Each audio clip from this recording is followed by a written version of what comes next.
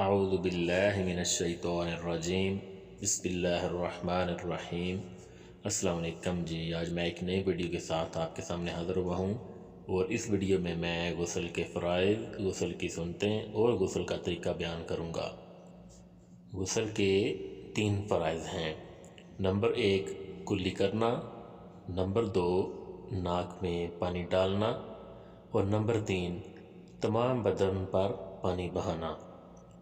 غسل میں 5 سنتیں ہیں۔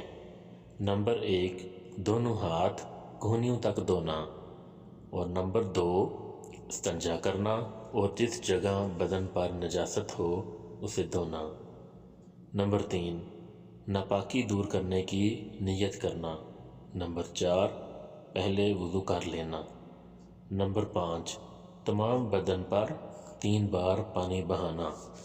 غسل کا طریقہ یہ ہے کہ اول دونوں ہاتھ کہنیوں تک دھوئیں، پھر استنجا کریں اور بدن سے حقیقی نجاست دھو ڈالیں، پھر وضو کریں، پھر تمام بدن پر تھوڑا پانی ڈالیں، تھوڑا پانی ڈال کر تمام بدن پر ہاتھ ملیں۔